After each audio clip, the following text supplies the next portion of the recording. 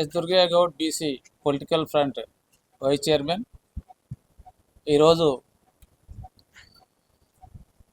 భారతదేశ మొట్టమొదటి మహిళా ఉపాధ్యాయురాలు సావిత్రిబాయి పూలే జయంతి సందర్భంగా బీసీ పొలిటికల్ ఫ్రంట్ చైర్మన్ అన్న Balagoni Balaraju Goud garu, BC political front conveners Bairi Shekar garu, Aili Venkanna Goud గారు, ఎల్లికట్టె విజయ్ కుమార్ గౌడ్ గారు, అంబాల నారాయణ గౌడ్ గారు, అదేవిధంగా అన్న బీసీ జనసైన్యం రాష్ట్ర అధ్యక్షులు సింగం నాగేష్ గారు, ఈ కార్యక్రమానికి వచ్చినటువంటి మీడియా ప్రతినిధులందరికీ పేరు పేరున హృదయపూర్వక కృతజ్ఞతలు తెలియజేస్తూ, ముఖ్యంగా ఈరోజు రాష్ట్ర ప్రభుత్వం కూడా సావిత్రిబాయి పూలే జయంతిని అధికారికంగా నిర్వహిస్తున్నప్పటికీ ప్రగతి భవన్కు మహాత్మా జ్యోతిరావు పూలే పేరు పెట్టి కూడా దాదాపు సంవత్సర కాలం అయింది. ఈ సందర్భంగా మహాత్మా జ్యోతిరావు పూలే విగ్రహాన్ని పెడతామని చెప్పేసి హడావిడి చేసేసి సంవత్సరం కాలమైనా ఇప్పటి వరకు మహాత్మా జ్యోతిరావు పూలే విగ్రహాన్ని ఆవిష్కరించలేదు. ఇప్పటి వరకు ఆయన విగ్రహాన్ని ట్యాంక్ బండ్ మీద పెట్టలేదు. అదేవిధంగా పూలే గారి యొక్క ఆయన యొక్క జీవిత చరిత్ర సంబంధించేసి ఈరోజు పాఠ్య పుస్తకాల్లో కావచ్చు, ఆయన పేరు మీద పూలే భవన్ నిర్మాణం చేస్తామని చెప్పారు. ఆయన పేరు మీద ఏదైనా ఒక యూనివర్సిటీకి పేరు పెడతామని చెప్పారు, అది కూడా పెట్టలేదు. అంటే ఒక పక్క రాష్ట్ర ప్రభుత్వము జయంతు వర్ధంతులు చేస్తూ మహనీయులను విస్మరిస్తున్నటువంటి పరిస్థితి. అదేవిధంగా ఏదైతే ఆనాడు సావిత్రిబాయి పూలే అంటే మహాత్మా జ్యోతిరావు పూలే బడుగు బలహీన వర్గాలకు సంబంధించి అందరూ చదువుకోవాలి, చదువుకుంటేనే మార్పు చెందుతుందని చెప్పేసి ఆనాడు కలలు కానీ తన భార్యని అంటే 13వ ఏటనే సావిత్రిబాయి పూలేను వివాహం చేసుకొని ఈ భారతదేశానికే మొట్టమొదటి మహిళా ఉపాధ్యాయురాలు చేసినటువంటి మహనీయులు పూలే గారు.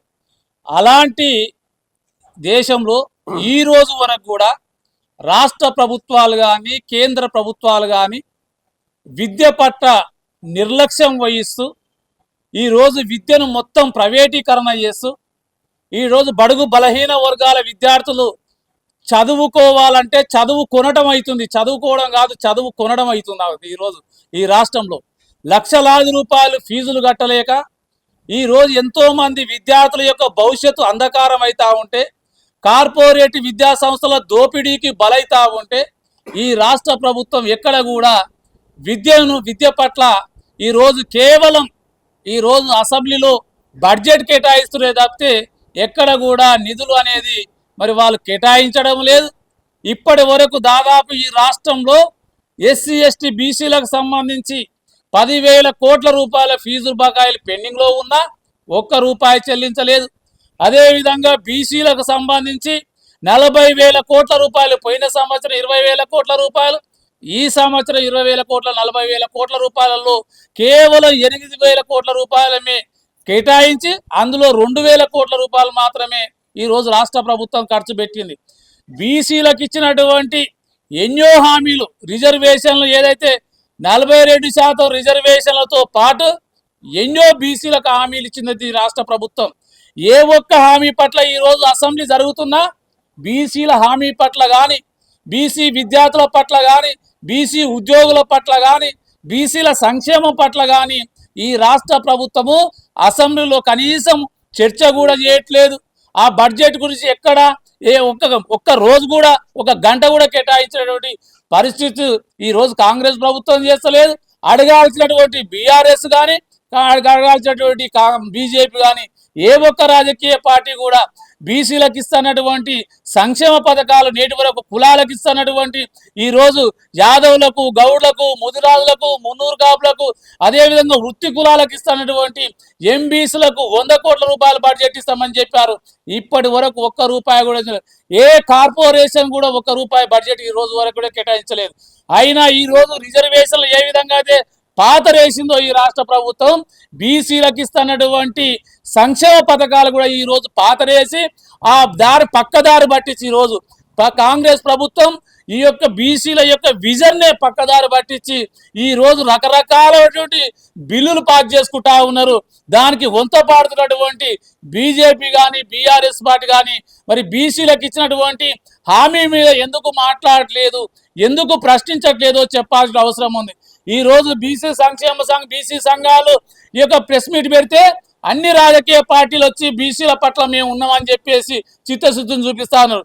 కేవలం బయటకు వచ్చి చిత్తశుద్ధి ఇస్తున్నటువంటి ఈ లీడర్లు ఈ రోజు అసెంబ్లీలో ఎందుకు బీసీల సబ్జెక్ట్ మీద మాట్లాడట్లేదు, ఎందుకు బీసీల యొక్క బడ్జెట్ మీద మాట్లాడట్లేదు? ఈరోజు 42% కాదు, మేము 51% అని చెప్పి ఈరోజు పంచాయతీ ఎన్నికల్లో గెలిచి చూపించారు బీసీలు. దాని ప్రతితంగా ఈరోజు ఈ రాష్ట్రంలో 56% రిజర్వేషన్లు అవలంబించాల్సినటువంటి పార్టీ ఈరోజు మిన్నకుండి ఈరోజు ఎంపీటీసీ, జెడ్పీటీసీ ఎన్నికలు వాయిదా వేయాలనేటువంటి ఉద్దేశంతో ఈ రోజు మున్సిపల్ ఎన్నికలకు పోతా ఉంది. అయినప్పటికీ కూడా ఈ రాష్ట్ర ప్రభుత్వానికి విజ్ఞప్తి చేస్తా ఉన్నాం, మీరు 42% పొందబెట్టి 17% రిజర్వేషన్లు ఇచ్చేస్తే ఇలా 52% గెలిచి పొందాం. మీరు ఇదే విధానం కొనసాగితే వచ్చేటటువంటి మున్సిపల్ ఎన్నికలు కూడా 75% అంటే బీసీలు గెలిచి ఈ రోజు హైదరాబాద్ లో ఉన్నటువంటి కార్పొరేట్ కౌన్సిలర్ సీట్లు కూడా ఈ రోజు దక్కించుకోవడానికి సిద్ధమవుతా ఉన్నారు. కాబట్టి మేము అడుగుతా ఉన్నాం ఈ రాష్ట్ర ప్రభుత్వాన్ని, రేవంత్ రెడ్డి గారిని, అదేవిధంగా క్యాబినెట్ మంత్రులు అడుగుతా ఉన్నాం, మీరు మా జనాభా దామాష ప్రకారంగా మేము ఎంతమంది మాకంత వాటా ఇస్తేనే ఇవ్వండి.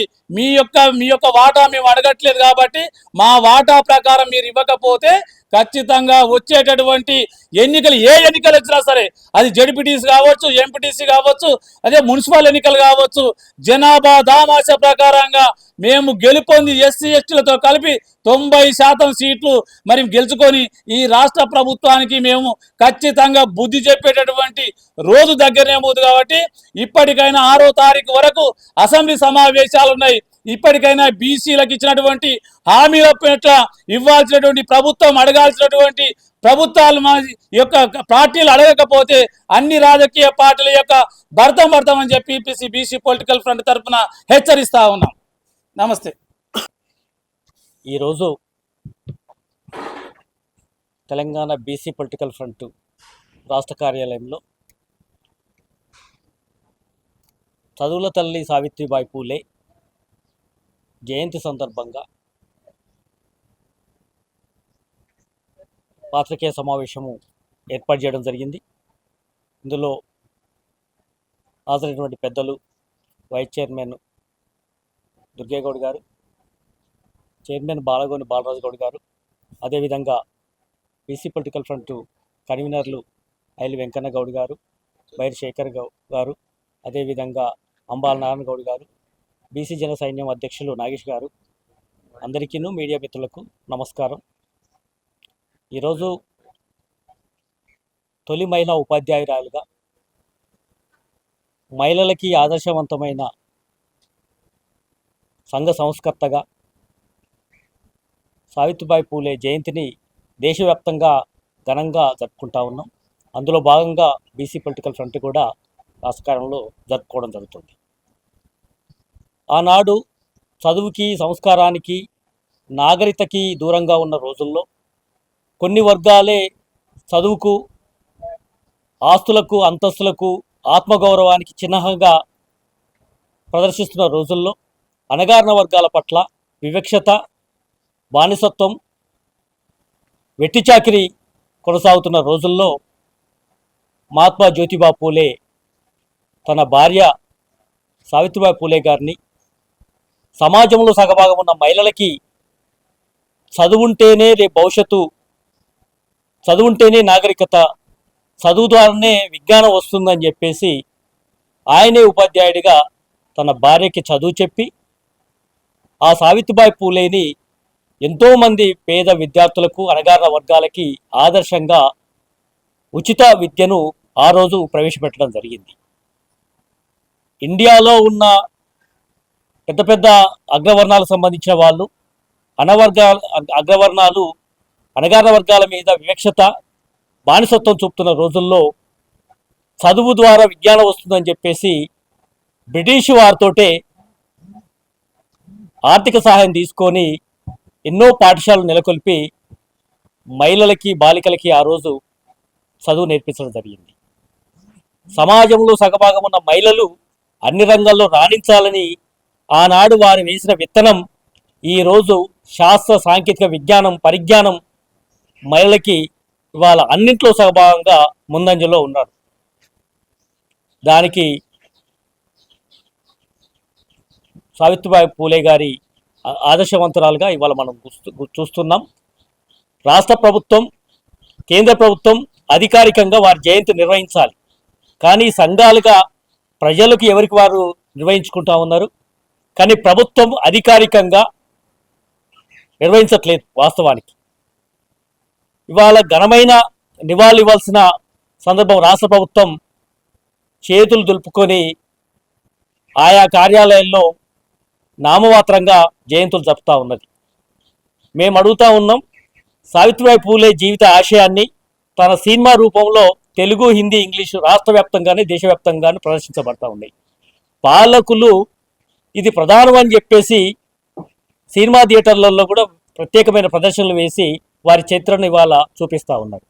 మేము అదే పాలకులకు ప్రశ్నిస్తూ ఉన్నాం, వారు చేసిన సేవలు గొప్పగా ఉన్నాయని చెప్పి కొనియాడిన మీరు వారు చూపిన బాటలో ఎందుకు అమలు చేయట్లేని అడుగుతా ఉన్నాం. అమలు చేయడంలో వివక్షత ఏంటి? చూపించడంలో గొప్పతనం. ఇవాళ మహిళలకు సహభాగం ఉండాలన్నప్పుడు చట్టసభల్లో కూడా సహభాగం మహిళలు ఉండాలి. 3వ వంతు రిజర్వేషన్ చట్టసభల్లో అని చెప్పి చట్టాల దగ్గర చేసే పార్లమెంటులో ఈ రోజుకు మహిళా బిల్లు పెండింగ్లో ఉంది అంటే ఇది వివక్షత కాదా అని చెప్తా ఉన్నాం. ప్రజల్ని మభ్యపెట్టడమో కొన్ని వర్గాలని అందలమెక్కించినట్టుగా ఆకాశానికి చూపి ఓటు బ్యాంక్ రూపంలో ప్రభుత్వాలు ఏర్పాటు చేసుకోవడానికి ఉపయోగపడుతుంది, కానీ ప్రజలకు పట్ల వివక్షత ఇంకా కొనసాగుతుంది. మహనీయుల పట్ల వివక్షత కొనసాగుతూ ఉంది. మహనీయులను ఎంతో గొప్పగా చూపాల్సింది, ఆదర్శవంతంగా చూపాల్సిన పాలకులే వివక్షతతో చరిత్రను ముందు తీసుకుపోవడమే కాకుండా కనుమరుగే రీతిలోనూ మరియు వారి ఆశయాలను ముందు తీసుకుపోవడం కూడా అడ్డకట్ట వేస్తుందా అని ఇంతకంటే నిదర్శనం ఏముందని మేము అడుగుతాం. కేజీ నుంచి పీజీ వరకు ఉచితమైన నిర్బంధ విద్య ఇస్తా అని చెప్పిన ప్రభుత్వాలు ప్రాథమిక స్థాయి నుంచి ఉన్నత స్థాయి వరకు ఉచిత నిర్బంధ విద్యను ప్రాథమిక హక్కుగా రాజ్యాంగంలో ఉన్నటువంటి హక్కు ఏదైతే ఉన్నదో ఇవాళ పేద ప్రజలకు అందకుండా చదువును కార్పొరేట్ స్థాయిలో మలుస్తూ ఉన్నప్పుడు పాలకులే ప్రోత్సహిస్తూ ఉన్నారు. విద్య మీద ఖర్చు పెట్టాల్సిన నిధులు ప్రాజెక్టుల పేరు మీద పాలకులు దోచుకుంటా ఉన్నారు. విజ్ఞానమే ఇవాళ ఇండియాలోనే కాదు ప్రపంచంలోనే ముందంజలో ఇవాళ మహిళలు ముందుకు రావడంలో చదువుకోవడం వల్లేగా ఆ చదువుకునే దానికి ప్రోత్సహించకపోవడం వల్ల ఎంతో మంది విజ్ఞానవంతులు ప్రతిభావంతులు ఇంకా దూరంగా అవుతూ ఉన్నారు. కాబట్టి దాన్ని ఖచ్చితంగా పాలకులు ఇక్కడ సావిత్రిబాయి పూలే మహిళా యూనివర్సిటీని సెంట్రల్ యూనివర్సిటీని తెలంగాణ రాష్ట్రంలో ఏర్పాటు చేయాలి. ప్రతి పాఠశాలలో మన పాఠ్యపుస్తకాల్లో 5 నుంచి 10వ తరగతి వరకు సావిత్రిబాయి పూలే జీవిత పాఠ్య అంశాన్ని చేర్చాలి. అదేవిధంగా సామాజిక న్యాయంలో సగభాగం మహిళలకు కూడా అన్ని రంగాల్లో రిజర్వేషన్ కల్పించాలి. విద్యలో కూడా మహిళలకి పెద్ద రంగంలో అవకాశాలు ప్రోత్సహించడానికి రిజర్వేషన్లు 50% ప్రకటించాలి. అలా చేయకుండా మహనీయుల్ని పొగడడం అనే అర్హత ఈ పాలకుల అగ్రవర్ణాలకు లేదు. అది చేసినప్పుడే నిజమైన ఘన నివాళి వారికి అర్పించినట్టుగా ఉంటుంది. కాబట్టి ఇవాళ బీసీ పొలిటికల్ ఫ్రంట్ మేము పాలకులకు డిమాండ్ చేస్తూ ఇవాళ మహిళలు ముందుకు రావడానికి బీసీ పొలిటికల్ ఫ్రంట్ రాష్ట్ర వ్యాప్తంగా కృషి చేస్తుందని చెప్పి